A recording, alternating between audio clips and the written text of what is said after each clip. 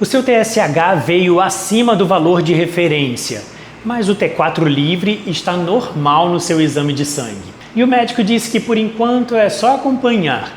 Você saiu do consultório com uma dúvida que é legítima, mas por que não tratar se eu tenho um exame alterado? E hoje eu vou explicar o que é o hipotireoidismo subclínico e por que na maioria das vezes a conduta é mesmo só acompanhar e quais são as situações em que o tratamento realmente se justifica. O hipotireoidismo subclínico é uma definição laboratorial e não clínica. Ele é caracterizado por um TSH acima do limite de referência, mas o T4 livre dentro da normalidade no sangue. Na prática, isso significa que a tireoide ainda está entregando hormônio em quantidade adequada, mas para isso nosso cérebro, a nossa hipófise que produz o TSH, precisa aumentar o estímulo para a glândula tireoide. É um sistema compensando. A produção final está preservada, o esforço é que aumentou. Por isso o nome subclínico. Na maioria dos casos não há sintomas atribuíveis a essa alteração. A pessoa descobre por um exame de rotina e não porque estava se sentindo mal. Qual o risco de tratar sem necessidade? A primeira razão é que uma parte considerável dos casos é transitória. Um TSH discretamente elevado pode normalizar espontaneamente em uma nova dosagem. E isso acontece porque o TSH sofre influência de vários fatores, doenças agudas, a recuperação dessas doenças agudas, variações podem ocorrer ao longo do dia, o uso de determinados medicamentos e até uma variação individual normal. Por esse motivo, uma alteração discreta em um único exame não deve gerar tratamento imediato e a conduta habitual é repetir a dosagem depois de algumas semanas antes de qualquer decisão.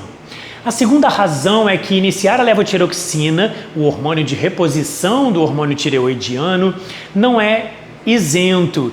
Dose além do necessário pode levar a hipertireoidismo iatrogênico, com repercussão sobre ritmo cardíaco e até na massa óssea.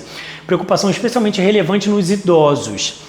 Tratar sem indicação clara é expor a pessoa a um risco sem o benefício correspondente. Mas existem cenários em que a indicação de tratamento se torna mais clara. Os principais são o TSH acentuadamente elevado. Quanto mais alto o valor, maior a chance de evolução para o hipotireoidismo franco e maior a tendência a tratamento clínico. A presença de sintomas compatíveis, quando há queixas consistentes que possam ser atribuídas ao hipotireoidismo, um teste terapêutico pode ser considerado. Os anticorpos antitireoperoxidase positivos, que indicam que pode haver uma doença autoimune de base e aumentam a probabilidade de progressão para o hipotireoidismo franco. Bócio ou aumento da glândula tireoide também reforça a indicação em conjunto com os demais critérios. E pacientes mais jovens tendem a se beneficiar mais do tratamento do que idosos com elevação discreta do TSH. A decisão nunca se baseia em um único critério, é a combinação do valor do TSH, da presença dos anticorpos antitireoidianos, dos sintomas, da idade, do exame e do contexto clínicos que definem a conduta final. Em mulheres grávidas ou que planejam engravidar, a avaliação do hipotireoidismo subclínico segue critérios próprios e eles são mais rigorosos. Durante a gestação, os valores de referência do TSH são diferentes do da população geral e variam conforme o trimestre. Um valor que seria considerado aceitável fora da gravidez pode exigir intervenção no contexto da gravidez. E a razão é, obviamente, o desenvolvimento fetal, que depende do aporte hormonal materno, especialmente no primeiro trimestre, quando a tireoide do bebê ainda não está funcionando plenamente. A presença de anticorpos antitireoperoxidase, que também aparece no seu exame como anti-TPO, também pesa mais nessa avaliação. Por isso, toda mulher grávida ou tentante com alteração do TSH deve ter a sua conduta definida individualmente e o acompanhamento é feito com repetições mais frequentes ao longo da gestação. E quando a decisão é acompanhar, isso não quer dizer não fazer nada. É muito comum nós recebermos pacientes no consultório, até mesmo não só do hipotireoidismo, mas também de nódulos de tireoide que não precisam ser puncionados que o médico assistente diz: você só precisa acompanhar, e os pacientes interpretam aquilo como o meu médico optou por não fazer nada. Mas, na verdade, acompanhar significa monitorar de forma organizada.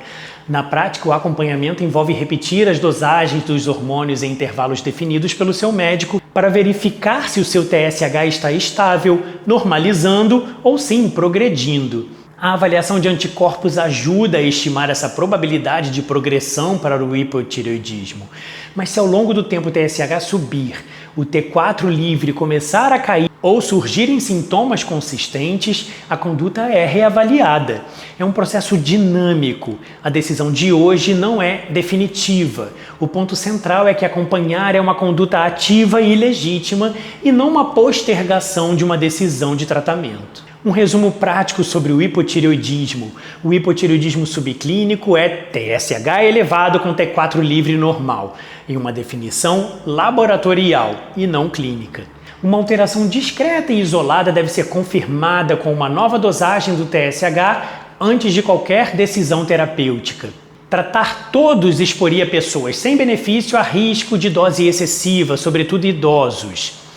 O TSH mais elevado, anticorpos positivos, sintomas compatíveis e a idade mais jovem pesam a favor do tratamento do hipotireoidismo subclínico. Gravidez e planejamento de gestação seguem critérios próprios e mais rigorosos. Se você achou esse conteúdo útil, deixe o seu like nesse vídeo, compartilhe com outros profissionais e pacientes. Não se esqueça de seguir o canal Tireoide na Prática para mais conteúdos como esse. Um abraço e até mais.